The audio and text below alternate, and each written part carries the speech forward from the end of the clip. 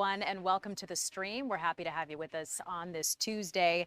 Let's get you caught up on some of the big stories that are happening this morning. We began with this one. An APD officer is in critical condition after he crashed into a house, and this happened while he was responding to the call of another officer needing help. That officer ended up trapped in his car.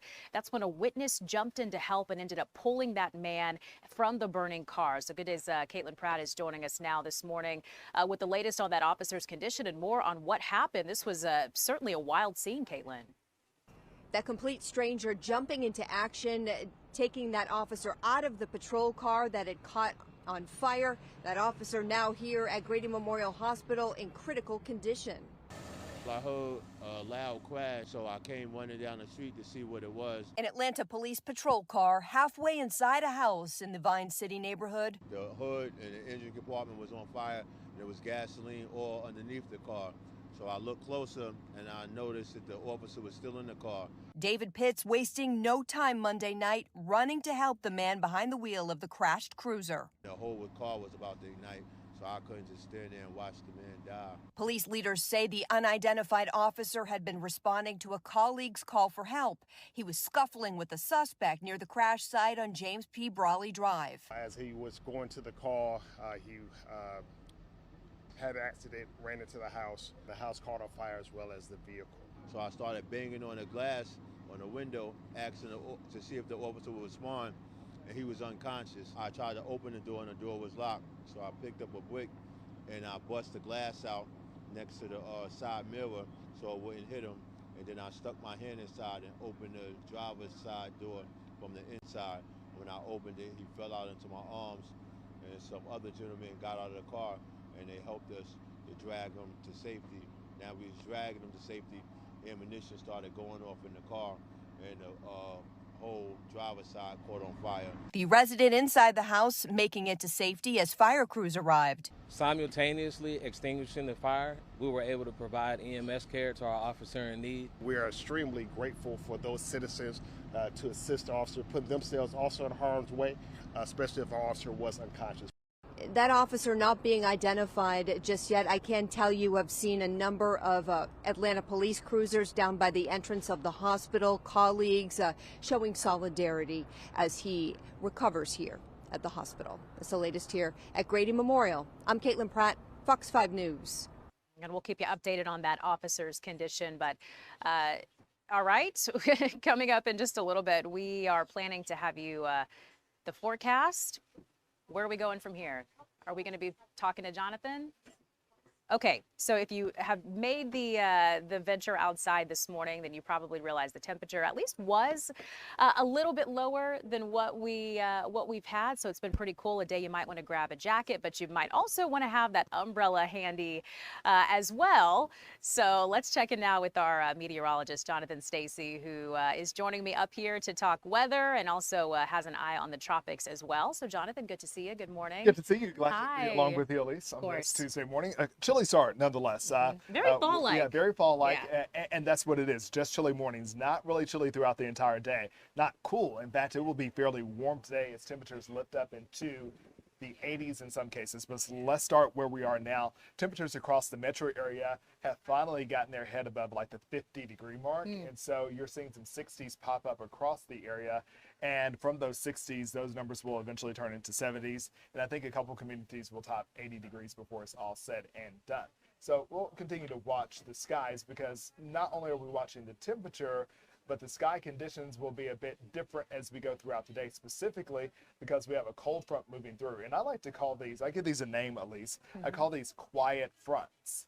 And these quiet fronts, just to let the folks know who are running everything here, we're using graphic 7. We're looking at something I'm going to get to in just a moment now, but we're using graphic 7. So you can see the temperatures today, one side on either side of 60 degrees. We're at 68 degrees here in Atlanta. For those of you up there in the mountains, it's still a bit chilly out there. So if you're stepping out within the next hour or so, a light jacket may not be a bad idea. As we get deeper into the day, once again, those numbers are going to come up fairly quickly, but they may be discouraged a bit by the cloud cover that breaks out. So you woke up to mostly sunny skies across the area today. But as we get deeper into the day, we're going to turn mostly cloudy as those clouds start to build into the 3 o'clock hour. Expect a few showers to fall, especially across northwest Georgia into the metro area by the 4 o'clock time frame, lasting through the 6 o'clock hour. So it's really the rush hour commute that will be impacted, but the impact is going to be fairly low.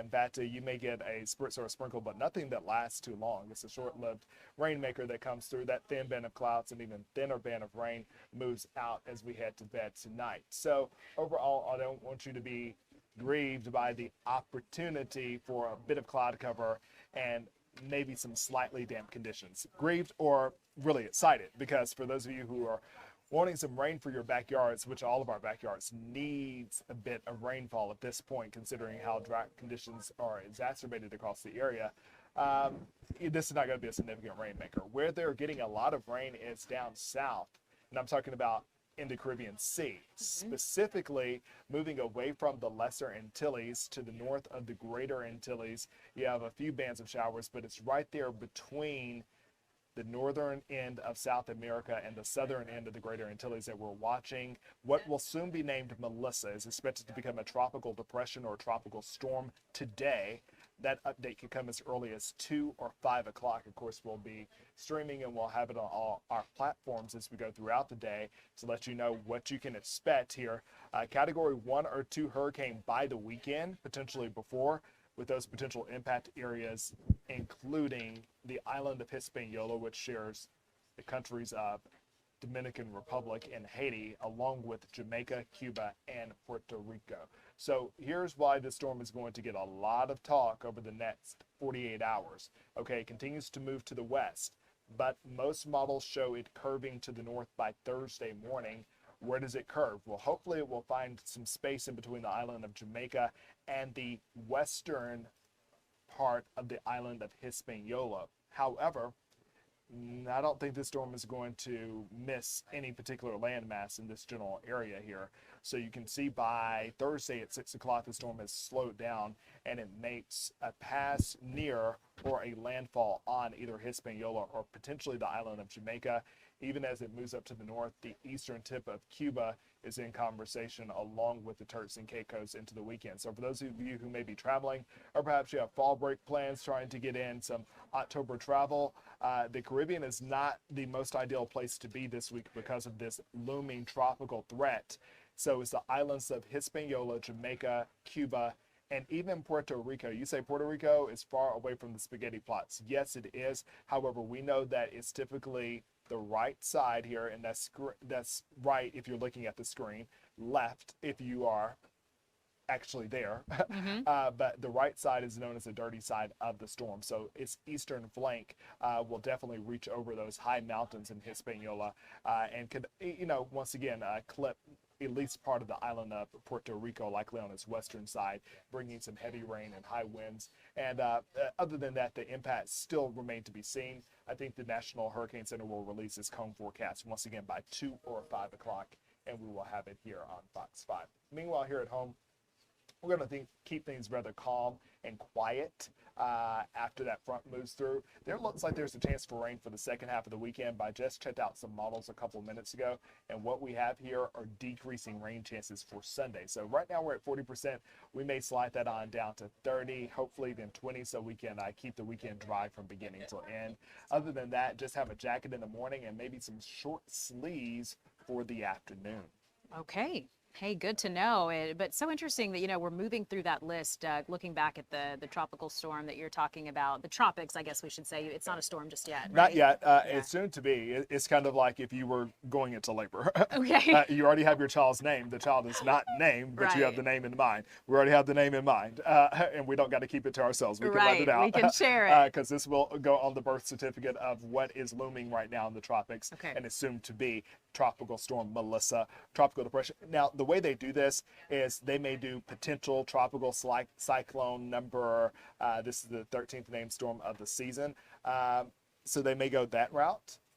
they may go the route of calling it a tropical depression, which it would take that potential tropical cyclone name, but it's all a stair step to get us to Tropical Storm Melissa, which is expected to become a Cat 1 or 2 hurricane by the weekend. Wow. Okay. So no doubt we're keeping you busy, keeping your eyes on that for us. For sure. Yeah. Jonathan, thank you so much. Indeed. We appreciate it. I'll let you step out if you want to get back to work. But in the meantime, looking ahead, I want to talk about this. The man accused of threatening to shoot people at the Atlanta airport is expected to go before a judge. Of course, this story making national news. So our Mark Teichner has the very latest on this.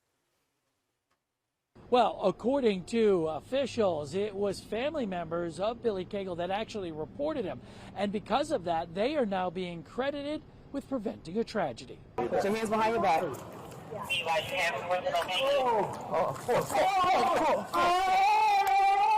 You're watching Atlanta police arrest Billy Cagle at Hartsfield-Jackson International Airport.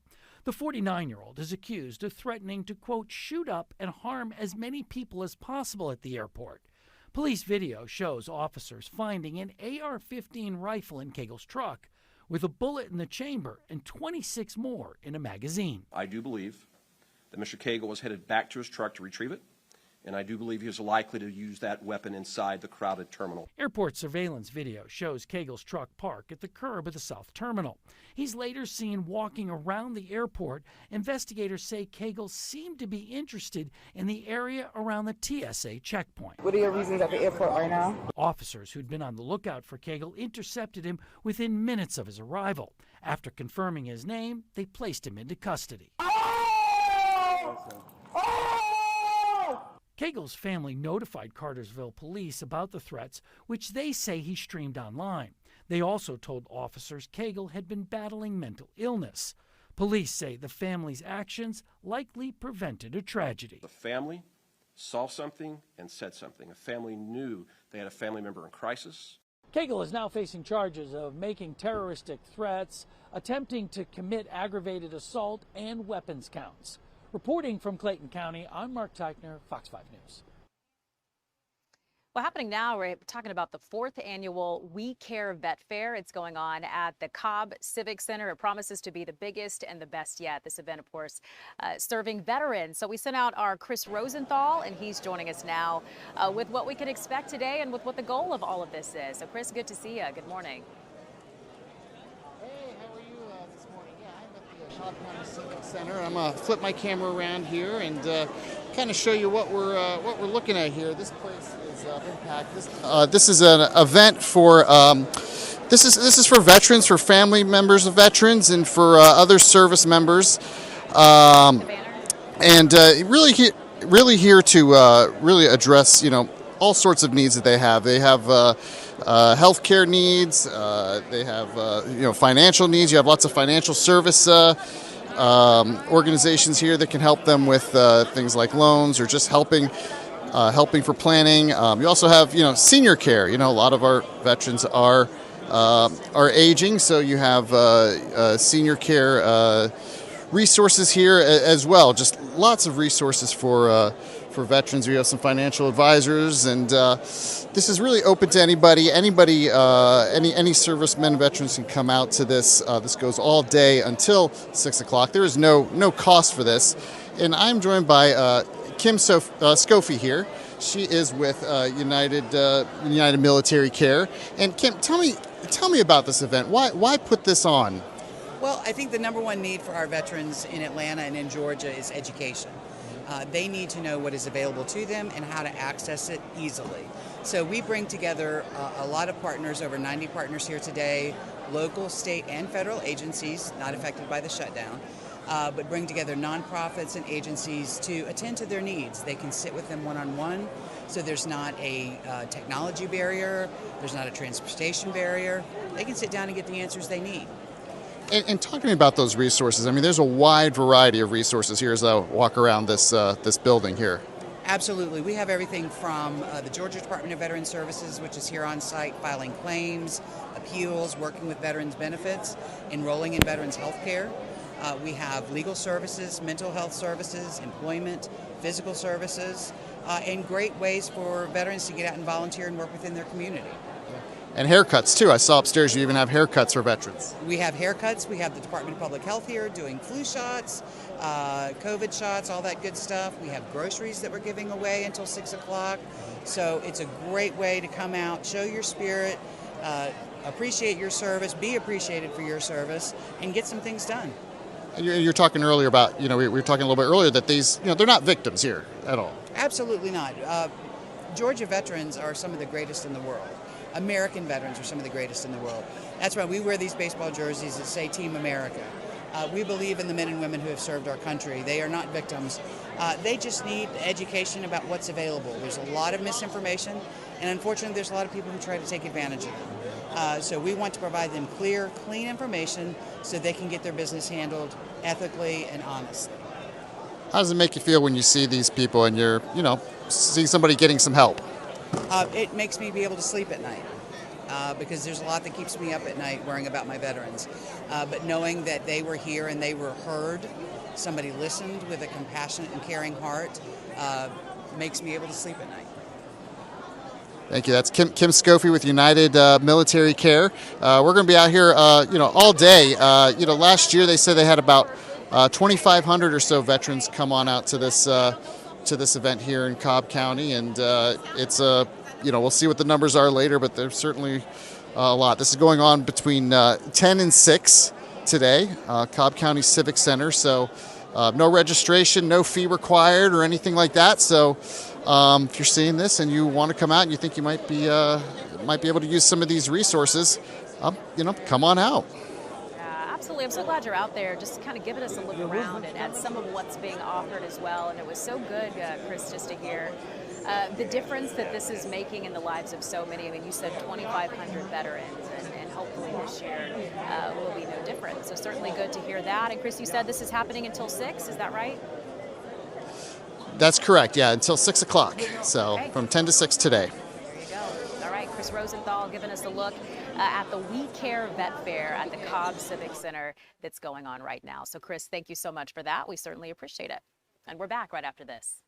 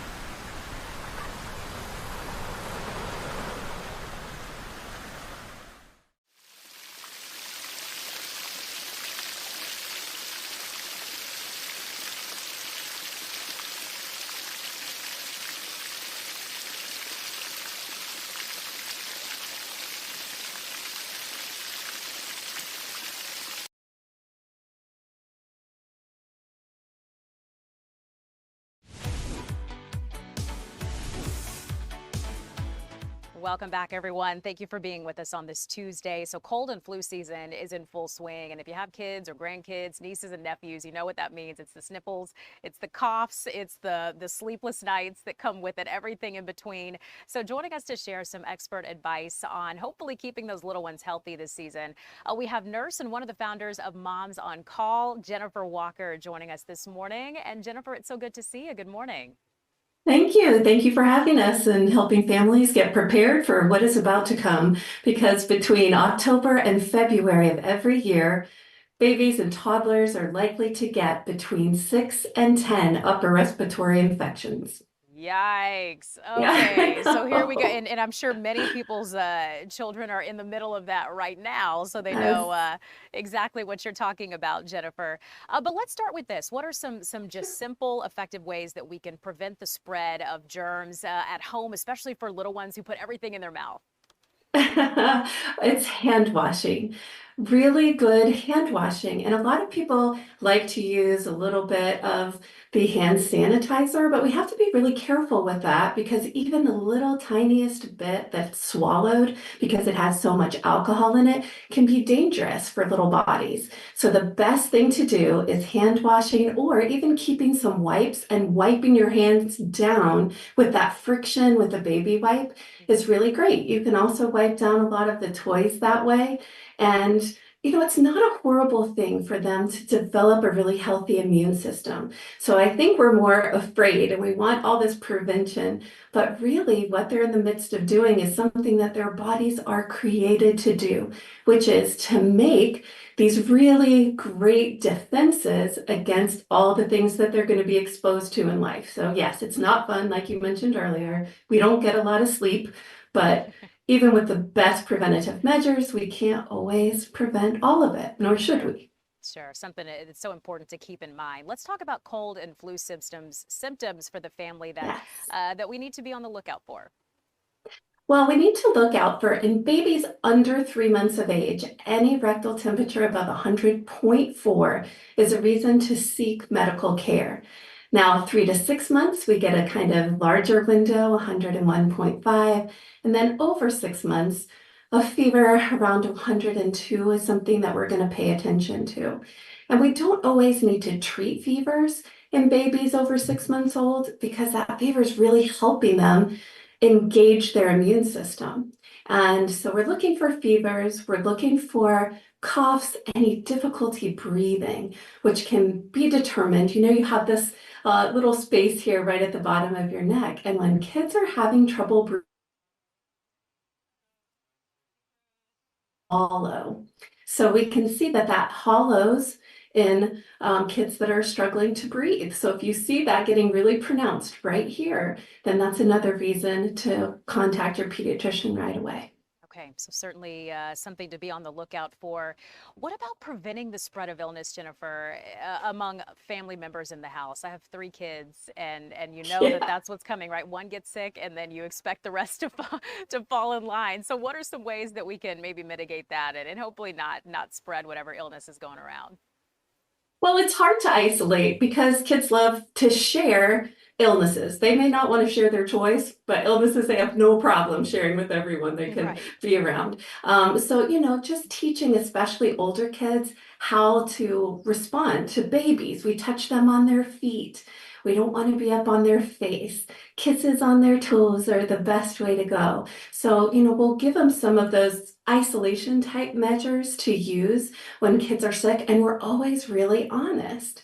Like, this can spread, and we want everybody to stay as healthy as possible. So let's work together as a family. Let's wash our hands, and let's just, touch the baby very cautiously down here at their feet, and we'll get through this. But sometimes, as you know, it'll work its way through the family. Yeah. And at that time, with Moms on Call, we don't do sleep training when kids are, really sick.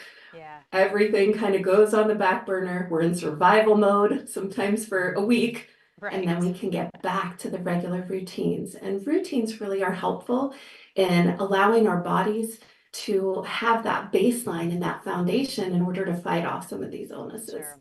You know, you mentioned not doing any kind of sleep training, but just kind of touching on their sleep. Let's talk about sleep and our children being sick. How important is it for them to get some rest when they're trying to recover from a cold or the flu or something like that, Jennifer? Well, rest is designed to help our bodies to support our immune systems. However, kids have a really hard time getting great sleep when they're not feeling well. So it is okay to comfort them during the day and the night. And then once everybody's feeling better, to get right back to the foundational elements of good long nights of sleep. And that is one of the really great things we can do in a protective nature for our kids, is to be on a routine that aligns with their regular normal rhythms. And, Moms on Call, that's our, forte right there, is just having those schedules that follow their ages all the way through toddlerhood. That just helps us to provide such a great foundation for them. So they'll get the rest, we'll comfort them all throughout these illnesses. And then when it resolves, getting right back on that really great routine with all night sleep helps all of us to prevent illness and also to be less irritable. Yes, certainly the case.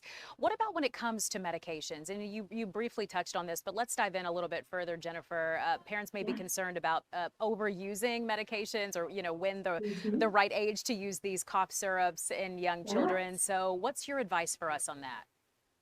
That's a great question. And you could align 5 or 6 excellent pediatricians, and they would have a hard time agreeing on what the best over-the-counter preparations are and may have different guidelines. But the thing is, always knowing your child's weight and following the guidelines on the box or on the handouts that your pediatrician gives you. Oftentimes their symptoms bother us more than it bothers them. So especially with those runny noses that can be so gross, we're just always wanting to prevent it, when really, there are a lot of measures we can take. Wipe that off, have a coolness humidifier in the house. That's a great way, especially when the heat comes on. It gets really dry and the body says, oh no, it's so dry in the nasal passages. Let's send some moisture there in the form of a lot of mucus. So having a cool mist humidifier is great to mitigate some of those symptoms, and just recognize, is this bothering me more than it's bothering them? Are they just running around feeling great, but their nose is running? And that's okay. Yeah, I have to remind myself of that. Yeah.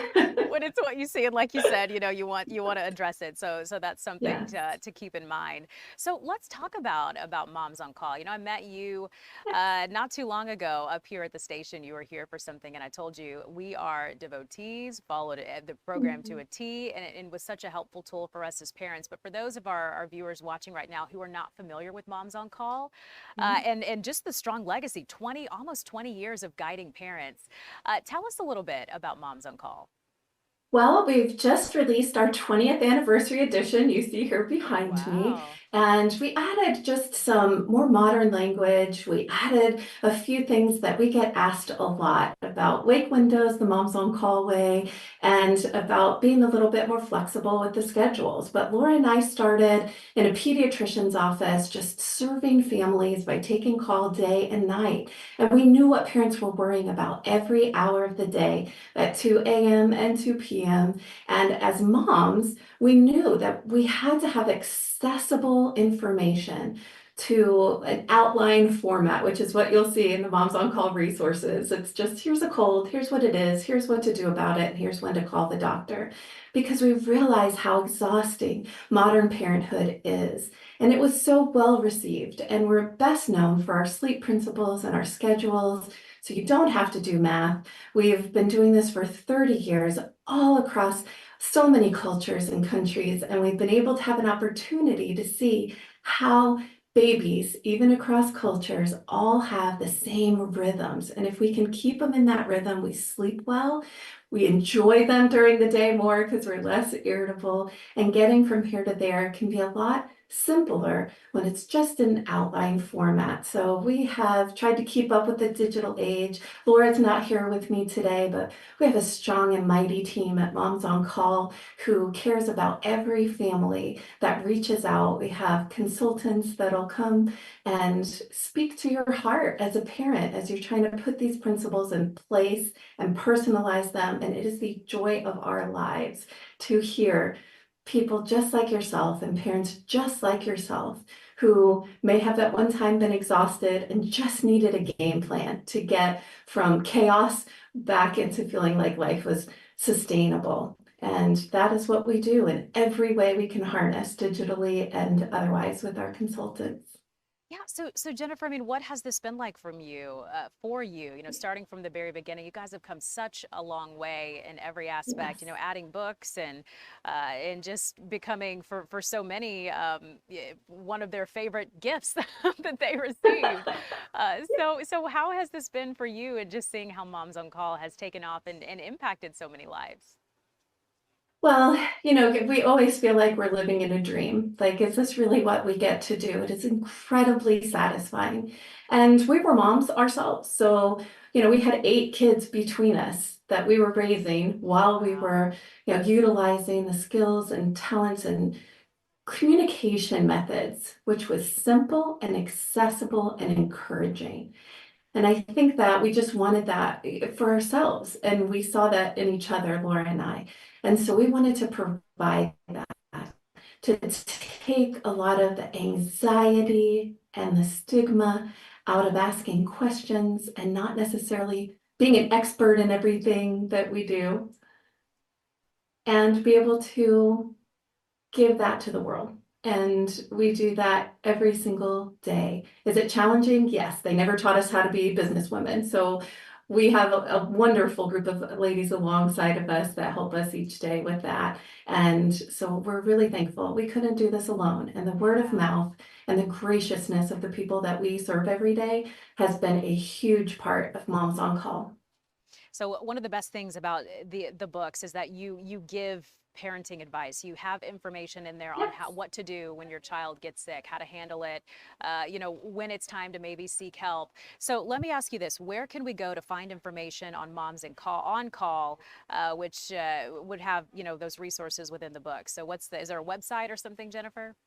Yes, you can find us everywhere. We have momsoncall.com, which is a great place to start. We have our Instagram, we are on Facebook, we're on Pinterest. You can find us on ebooks, iBooks, podcasts, the Moms on Call podcast. And so every digital touch point, you just put in Moms on Call, you can get us at Amazon, and we have online classes. We have touch points for every parent in every stage of their babyhood and toddlerhood. So yeah, we'd love to have you come take a look.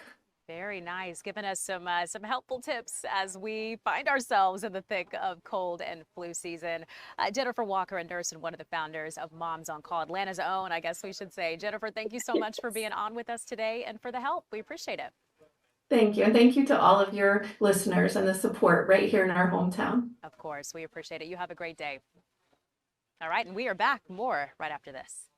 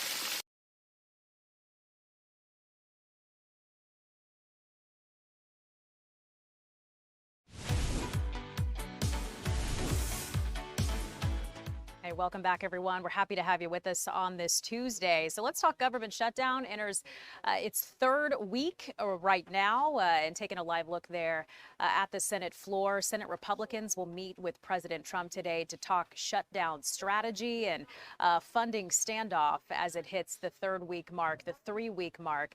Democratic leader in the House, here's what they're saying about this. The president needs to give permission for Republicans to cut a deal to eventually reopen the government. The message that's being sent there. Republicans say that they have offered them, including the latest option, which would pay federal workers who are still on the job despite missing paychecks. So we're talking people like TSA workers and air traffic controllers and the like. So many roles having to show up for work without receiving a paycheck. Democrats, though, are wanting more subsidies for Obamacare, they say, if the government reopens. So that is where things stand right now, and that is why it's in a bit of a deadlock at this time. But we're showing you this live look there at the Senate floor. Important to keep in mind, though, they will not be voting on anything today concerning this government shutdown that is now into its third week.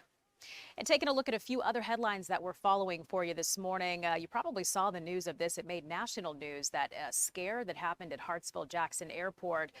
We're learning more about the airport suspect accused of threatening to shoot up people there who were waiting in TSA. You're seeing some body cam video right now that shows officers confronting Billy Cagle, who they say brought an AR-15 rifle to Hartsfield-Jackson yesterday. And that is where police arrested him. So he was at the airport, we're told, for less than 15 minutes after his family reported the threat. So they made the call in to officers. Officers were on the lookout for him. They ended up finding him there, just like his family said that they would. They recovered that loaded AR-15 rifle from Cagle's truck. It was parked out in front of the outside the South Terminal. And authorities are crediting Cagle's family again for immediately alerting Cartersville police, saying their action likely prevented mass violence. So again, this is the body cam video of that arrest. Again, he is expected to be in court tomorrow, so be sure to stay with us for the latest developments on this really wild story that could have ended up so much worse than what it did. Obviously, they were able to apprehend him before any damage could be done there. And another story that we're following for you this morning, an APD officer, an Atlanta police officer, was hurt after he was pulled from a burning car. He crashed into a house on James P. Brawley Drive. That officer was responding to a call of another officer needing some help. Apparently, he'd been involved in some kind of brawl. That suspect was eventually detained. But yeah, got into an accident on his way to that call. He was pulled out of his car just before it caught fire from a bystander who was there. So he's currently in the hospital right now. We haven't gotten the very latest on him, but at last check, he was in critical condition, this officer who was hurt. So we will definitely let you know if we hear anything else coming in about how that officer is doing. And then to this one, this Star Kids Academy, it's a daycare that was vandalized for the second time. This happened in Conyers, and it was 3411 Georgia Highway 20 is what we're getting here. Some pretty wild ring cam video of the inferno there at this daycare. So it was a bad fire. It happened right before the grand opening of this daycare. I think that was supposed to happen next week. And the owner is saying it's not the first time it's happened. She said she's frustrated. She's been vandalized for a second time, again, ahead of her her grand opening. So no suspect in custody, I don't believe, on this case just yet, but keeping an eye out for what comes in on that. But again, that daycare fire happening in Conyers. Well, now to a story that's getting a lot of attention. You've probably heard about peanut allergies in kids and how many kids are affected by this. But there's a new study that's been released that's saying that as these children, as these babies at a young age are being given at least the peanut butter protein, that it's proving that fewer of these kids have a peanut allergy. So a little bit earlier today, I spoke with Fox Medical Team's Dr. Mike Sirigliano. He has the latest on this study.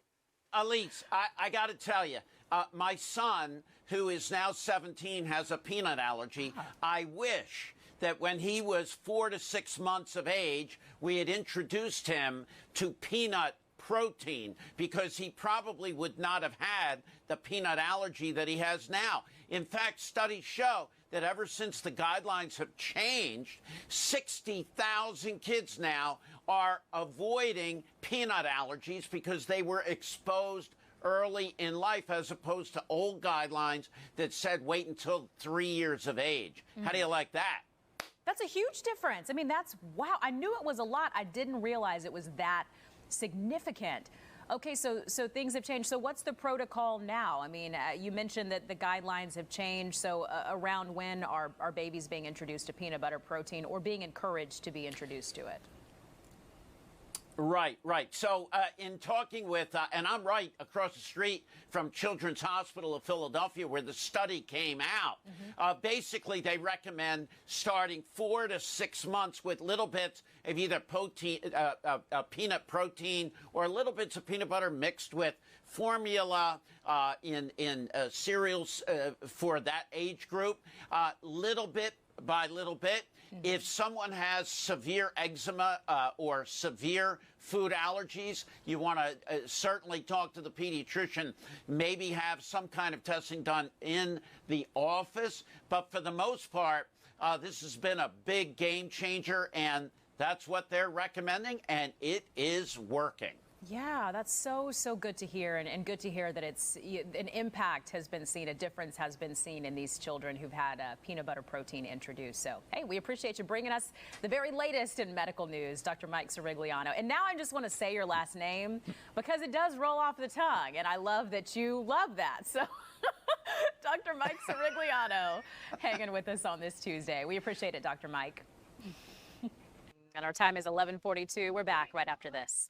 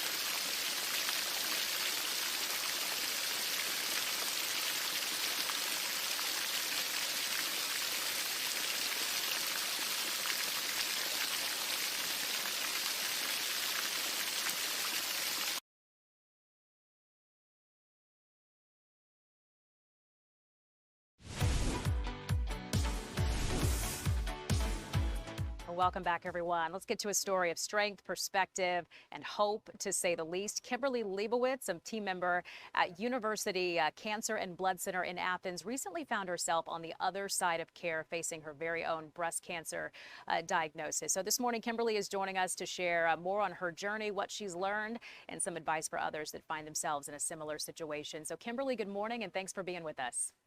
Good morning. Thank you for having me. Of course. All right. So it is Breast Cancer Awareness Month, so the perfect time to have you on to talk about this. So let's start at the beginning. When did you first discover that something was wrong, Kimberly? Yes, I was diagnosed on April the 1st, and about 3 or 4 days before my diagnosis, I noticed that I had a lump in my left breast, and felt I needed to go and get that investigated at University Cancer and Blood Center. So tell me what it was like when you found out that it was more than just a lump. I can imagine there was so much that was going through your mind in those moments. Yes, it was a bit shocking, to be honest. I'm only 42. I've worked in oncology for over 17 years. And so it was a bit of a surreal moment in thinking, this is what this feels like. I've had many patients and friends share their cancer diagnosis with me and their journey, but to experience it, it was first a moment of panic. And then what does this mean? And then how do we get to work in fighting this cancer? Yeah, such an interesting story that you have in being, 17 years of helping patients, and then you find yourself on the other side of this. So was it for you, finding yourself a patient after all of that? I was a little overwhelmed at first, just thinking, okay, where does this process? So we have to have the diagnosis, then we have all of this screening, then I meet with a medical oncologist, then I meet with a breast surgeon, and then I will ultimately have radiation. I actually have my first radiation appointment today. So I was a little overwhelmed, but I was surrounded by a fantastic team and said, we're going to walk you through this every single step of the way. But I have to say, it was a very surreal moment being on the other side of it. But I think I've pulled on the courage of all of the patients that I've talked to over the years and knowing how resilient and how brave they've been. And I wanted to make myself and also them proud. Yeah, and no doubt you have. Of course you have. So Kimberly, we're seeing a rise when it comes to breast cancer and to younger women. I mean, you mentioned yourself, you were in your early 40s. You don't typically think of someone so young as being diagnosed. So what do you want others your age to know about early detection and just the importance of that? Absolutely. I want everyone to know you cannot skip a mammogram to make sure that you're your own health advocate. I was diagnosed with breast cancer on my second mammogram. I've had my first mammogram when I turned 40. And so when I had my second one is when I had my diagnosis. I'm healthy, I'm active. I ran a marathon the year before I was diagnosed. And so really just if something feels off, make sure that you make your appointment with your physician. Don't miss annual appointments. And most importantly, do not miss your mammogram. We do see that more and more patients are getting younger and younger, and we don't know why, but we do know that if you get your mammogram and you get it done early, your outcomes are more positive. So important to get this detected early, no doubt. You're just living proof of that. So what part of your journey do you say surprised you the most? Was it the emotional part? Was it the medical part of this? Was it both? What would you say? I think both, but I think the thing that was most surprising, having worked around oncology and in oncology for 17 years, is that, when people were first diagnosed, I feel like 17 years ago, and they were taking chemotherapy, you could be very, very sick. But we've come a long way with being able to treat the side effects of chemotherapy. I was able to use cool capping, so I was able to keep some of my hair. It was an option. Also, I had lots of anti-nausea medications. I think we've just come so far when it comes to cancer treatment. So I would encourage anyone that if you get your mammogram, to know that if you do have a diagnosis, that there are lots of options for treatments for you out there. So you got the news that you're cancer free. Congratulations on that. I can only imagine what that's like after a journey like the one that you've been through. So give us a little bit of insight into, to finding out that you are cancer free, and what a huge moment that must have been for you. Oh, it was a huge moment, and one that I got to share. I have 10-year-old twins, and I was with my husband, and just, I don't think I realized how much I was holding my breath until I got the news that I had full pathological response to chemotherapy, and just being able to take a deep breath, knowing going through chemotherapy and then having surgery, to be able to celebrate on the other end of that was just kind of what I needed before we start this last part of radiation. And also just to have so many friends and family and the medical team, everyone celebrating and saying, yes, this is exactly what we wanted. I had so much reassurance, once scared and now feeling really excited. You just mentioned your medical team. Let's talk about that. What does the University Cancer and Blood Center, what does that place mean to you? What do the people who work there mean to you, the team behind you? They mean everything. I've worked here with this group for a really long time, and I've talked about this UCBC University Cancer and Blood Center in the community, regionally, really all throughout Northeast Georgia, about how wonderful they are, all of their physicians, their APPs, everyone, and they others wraparound services from pharmacy to social work, and to have experienced it firsthand as a patient. It is just wonderful. I've never been more proud. I knew they were a wonderful group. I knew they took care of their patients really well. And now I'm just a living, breathing example of that. Saying that as a team member and as a patient, which is pretty incredible. You have the perspective of both, no doubt. So, Kimberly, what message would you give someone who maybe is about to be diagnosed or has just gotten a breast cancer diagnosis? What's the message of hope that you can give them? Absolutely. I think the first thing that I would say is just take a deep breath. You can just pause for a minute and take a deep breath and know that your medical team is going to be there. They're going to explain everything to you. I had every question to answer. So be curious. Don't be afraid to ask questions. Like I said, be your own health advocate and know that you're going to be okay. There are so many survivors that are waiting to embrace you and share of their experiences that may be similar or may be very different. But there is a group of people that are surviving and thriving post-diagnosis. I'm one of them. And so I'm there if anyone ever wants to reach out, but there's plenty of people, there's a community that's there to cheer you on throughout your treatment. Kimberly Leibowitz joining us this morning. Kimberly, congratulations on your cancer-free news. That's incredible. So happy for you, and just good to hear the difference that the team at University Cancer and Blood Center has made in your life. And it's just good to see you, and you're just radiant. So yeah, you really are. So thank you for coming on and for sharing your story with us today. We certainly appreciate it. Well, thank you for having me. Get your mammogram. That's the important takeaway here. All right, Kimberly, thank you. Our time now is 11:52, and we're back right after this.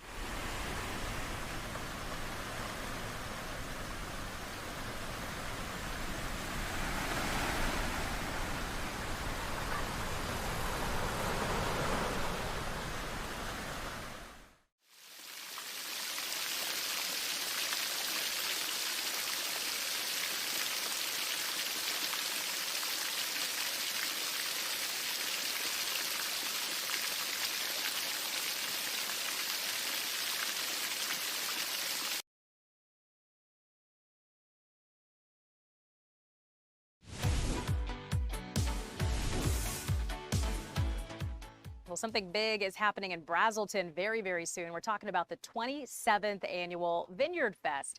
And our Paul Milliken went out to check it out today. He's got a preview for us. Here at Chateau Alon, too. It is beautiful. There is not a cloud in the sky, and fingers are crossed it's going to be just like this next weekend because it's Vineyard Fest. It's back, and if you were watching Good Day Atlanta this morning, we had a delicious preview of the big event. So, of course, it's a two-day event this year. It's a little bit different. On Sunday, that's the all-inclusive festival that you know and you love. So you come, you drink wine, you shop, you have great food with all the activation stations. The difference is that this year there's a Saturday event, and it's actually a lineup of different workshops and a la carte experiences. So you can book what you want, you get your ticket, you go, you have fun. We did a little preview earlier. One of them is a charcuterie experience, which was very tasty. And then again, you come back on Sunday and you have a good time. So of course there's going to be plenty of wine. You see some of it back there here in the vineyard. But we also have something very special. So the opener on Sunday is the one, the only Atlanta Drum Academy. You've seen them on national TV. Now we've got them right here on Fox Local. Let's hear some music. Take it away.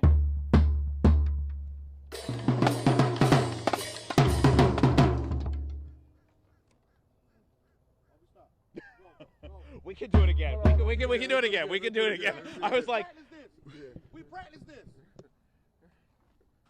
Now he just did all of that for y'all to blow it. all right, y'all ready? This is a good practice for when we do it live. All right, so we're going to do it again. All right?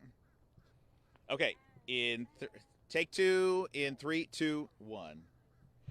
Well, good morning. It's a beautiful day out here at Chateau Alon. You can probably tell I'm starting to sweat a little bit. We got the sun up, not a cloud in the, well, that's a lie. There's a few clouds back there, but it's a gorgeous day out here. And we are hoping, fingers crossed, it is just like this next weekend. Because guess what? Vineyard Fest is back. It is the signature event here at Chateau Alon, celebrating the grape harvest season. All right, you guys are getting a look behind the curtain here. Thanks for bearing with us. Just a few technical difficulties there, but a really incredible event. And it was so out this morning, checking out all the aspects of it. But let's give you the details if this sounds like something you're interested in. The 27th annual Vineyard Fest. It's happening Saturday and Sunday, November 1st and 2nd. So if you want some more information on how to get tickets, on what this is all about, on maybe where Chateau Alon is, if you haven't checked it out, you can follow the links at fox5atlanta.com. If you look under the Good Day section, you will see all the information that you need to be able to check out Vineyard Fest. So there you go, if it's something you might be interested in. All right, and that will do it for us. Thank you so much for being with us here on this Tuesday. We appreciate you streaming with us. We've got more news and weather headed your way at noon. We'll see you then. Take care.